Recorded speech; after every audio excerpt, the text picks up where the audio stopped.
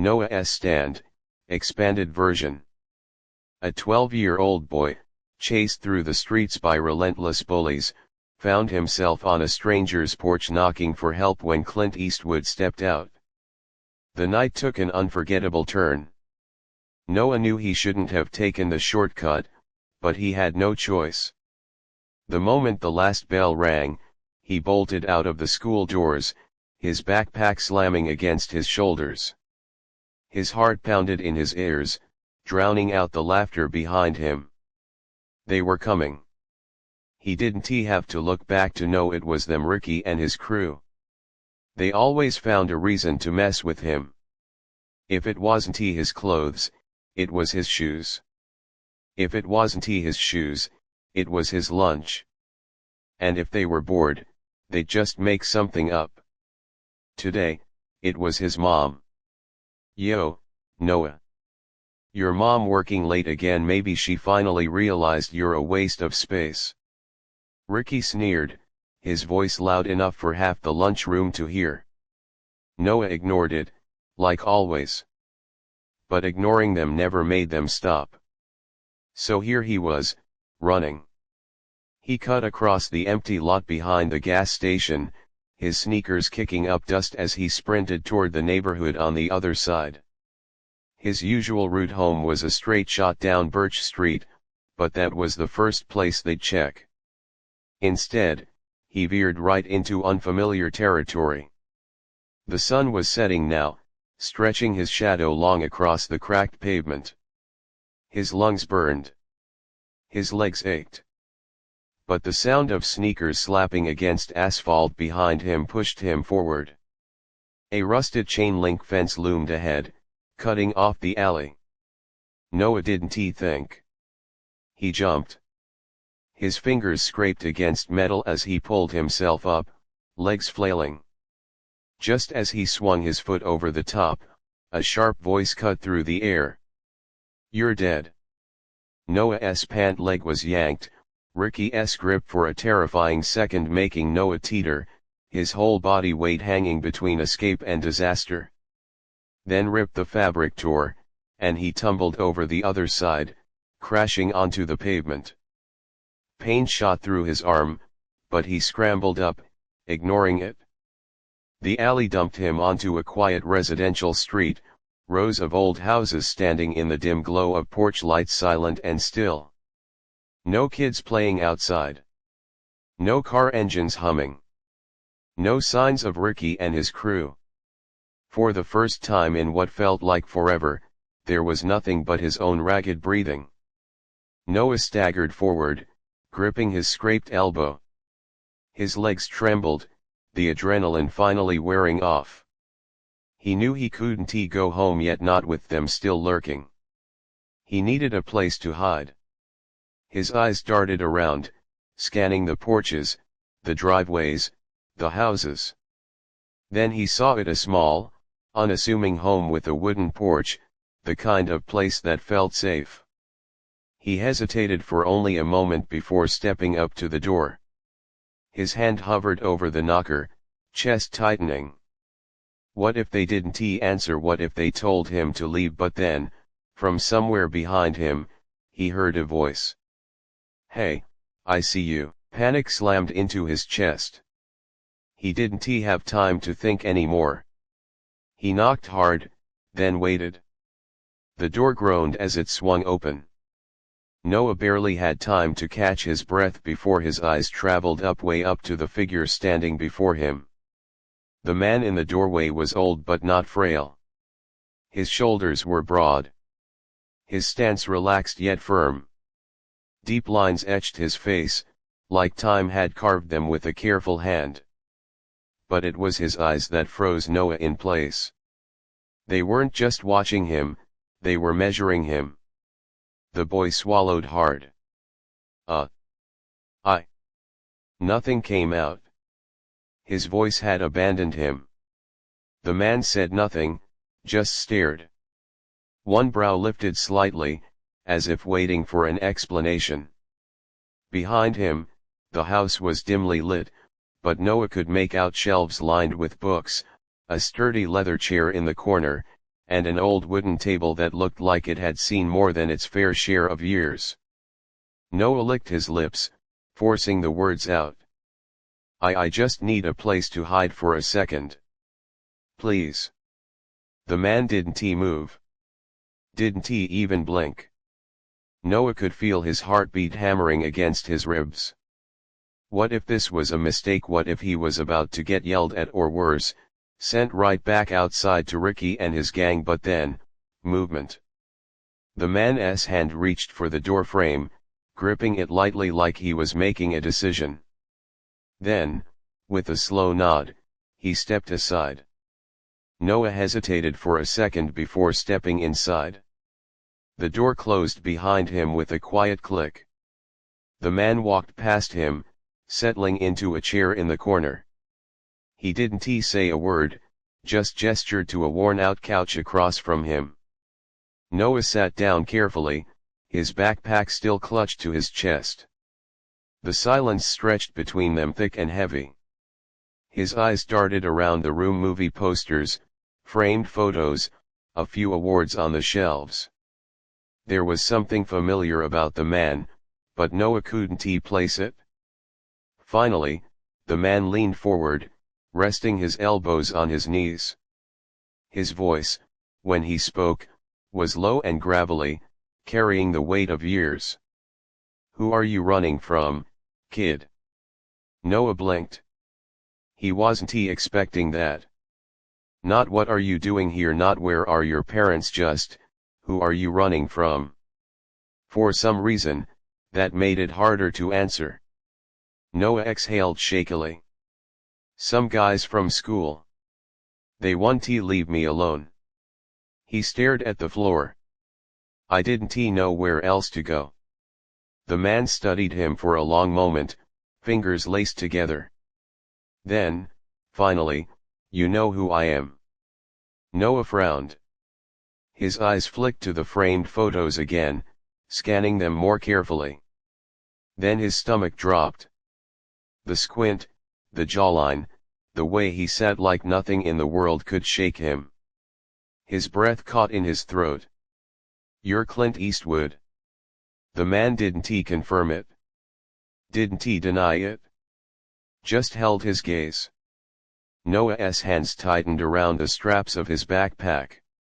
He suddenly felt small, like he had just walked into the wrong room, the wrong house, the wrong life. Clint finally leaned back, crossing his arms. "You're lucky it was me who answered," he said. "Could ve been someone who wouldn't have cared." Noah's face burned. He knew that. Knocking on a stranger's door was reckless, stupid even.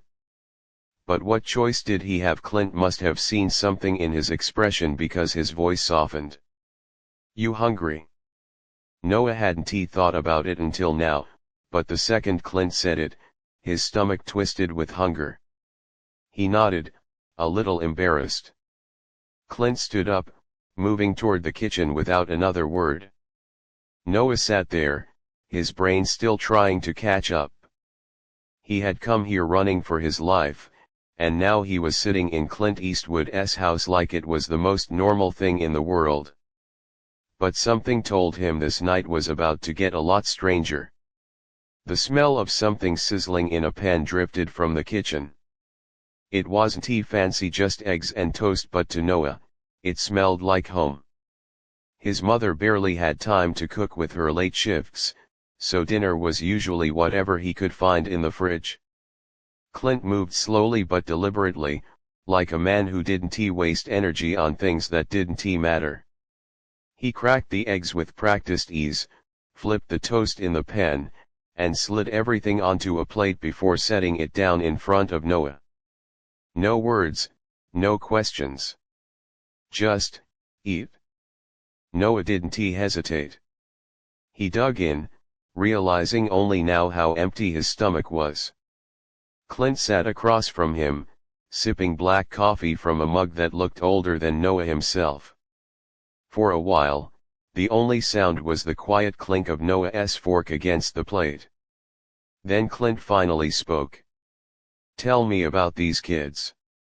Noah swallowed, staring at the table. They've been after me for months. Doesn't matter what I do. If I ignore them, they push harder. If I talk back, it gets worse. He shook his head. I don't even know why they picked me. Clint studied him, his expression unreadable. Then he set his coffee down and leaned forward. You afraid of them? Noah hesitated. He wanted to say no, to act tough. But the truth was already sitting in the room. Yeah, he admitted. Clint nodded like he already knew the answer. Fear's not the problem, kid. It's what you do with it. Noah frowned, picking at the crust of his toast. I don't get it. Clint leaned back, exhaling through his nose. Fear is like a dog. If you run, it chases you. But if you stand still, look it in the eye, and show it you're not prey, it backs off. Noah let that sink in. He wanted to believe it, but he wasn't Clint Eastwood. He wasn't some cowboy in an old movie. He was just a kid. But what if they don't back off? Clint's eyes darkened just a little. Then you make them. Noah felt his chest tighten. The idea of standing up to Ricky, to all of them, felt impossible. Every time he tried, they just laughed in his face. I've tried, he muttered. Doesn't work? Clint studied him for a long moment. Then he stood up, walked to a shelf near the door, and pulled something off it. He turned back and tossed it onto the table with a quiet thud. Noah blinked. It was a thick, old leather belt, the kind worn by men who had seen things, done things. The metal buckle was scratched. The leather cracked with age. Clint sat back down, tapping a finger against it. You know what this is? Noah swallowed. A belt. Clint smirked, just barely. It's my father's belt. And when I was your age, I had a Ricky of my own. Noah's breath caught in his throat. You got bullied? Clint nodded slowly. There was a kid named Lenny. Mean as hell. Made my life miserable every chance he got. He tapped the belt again. One day I got tired of running. So I walked into my old man's room and took this. Not to fight. Just to feel like I had something, like I wasn't empty-handed anymore. Noah stared at the belt. He could almost see it, young Clint standing in front of a mirror, gripping that leather strap like a shield. What happened? Noah asked. Clint exhaled, his fingers resting against his coffee mug. I stopped looking at Lenny like he was bigger than me. That's all it took. I carried this belt in my backpack for a week. Never had to use it. Just knowing I had it. That was enough. Noah frowned. So you're saying I should bring a belt to school? Clint huffed a quiet chuckle. No, kid. I'm saying you need something that makes you feel ready. It ain't about the belt. It's about the weight it carries in your mind. Noah let that settle in his head. The idea felt foreign, the thought that maybe, just maybe, it wasn't about being the biggest or the strongest. Maybe it was about believing you weren't weak. Clint leaned forward again, his voice quiet but firm. You decide when this ends. Noah. Not them. Noah swallowed hard. The words hit in a way nothing else ever had. But would he really be able to stand his ground when it mattered? Noah sat there, his fingers drumming lightly against the table, the weight of Clint's words pressing on him. Could it really be that simple? Clint watched him for a moment before pushing his chair back and standing up. Come with me. Noah hesitated but followed. They walked out the back door onto a small open yard. The air was cool now, the last bit of sunlight fading behind the trees. Clint stepped onto the patch of dirt in the center of the yard, turning to face him. You ever thrown a punch before? Noah's stomach twisted. He shook his head. Clint smirked, just barely. Didn't he think so? He cracked his knuckles, rolling his shoulders. All right, kid. Square up. Noah's eyes widened. Wait. You want me to fight you? Clint huffed a quiet laugh. No, I want you to learn something. Noah swallowed hard, but did as he was told, lifting his fists the way he'd seen guys do in movies. He felt ridiculous. Clint circled him slowly. Bullies only have power if you give it to them. They thrive on it. They need you to be scared. Noah kept his stance, shifting his weight from foot to foot. But the second they realize you're not scared anymore, that's when things change. Before Noah could process the words, Clint moved. It wasn't much, just a quick step forward, a flicker of motion. But it was fast. Instinct took over. Noah flinched, stepping back so fast he nearly tripped. Clint stopped, tilting his head. See, that's what they want. They step in, you step back. They push, you fold. Noah clenched his jaw. His heart was pounding. Clint gave him a look. Now do it again. But this time, don't move. Noah's stomach twisted. But he nodded. He planted his feet. Clint stepped forward fast. Sharp. Noah's muscles screamed at him to flinch, to move, to get out of the way. But he held firm. Clint stopped inches from his face. Good, he muttered, stepping back again. They did it 5 more times. Each time, Noah stood his ground. Each time, he felt the fear loosen its grip just a little more. Finally, Clint nodded in approval. Now you're getting it? Noah exhaled, his chest feeling lighter. Clint turned back toward the house. Come on. One last thing. Noah followed him inside, back to the living room. Clint grabbed something from the shelf and tossed it to him. It wasn't the belt this time. It was a small, smooth stone. Noah turned it over in his fingers. What's this for? Clint sat down, resting his elbows on his knees. It's your belt, kid. Something to remind you that you ain't empty-handed. Keep it in your pocket. Noah looked at the stone. It wasn't much. But when he curled his fingers around it, he felt different, stronger. Go home, kid, Clint said. Get some sleep. Noah looked at him, hesitating. There was so much more he wanted to ask, so much more he wanted to say. But Clint had already said enough.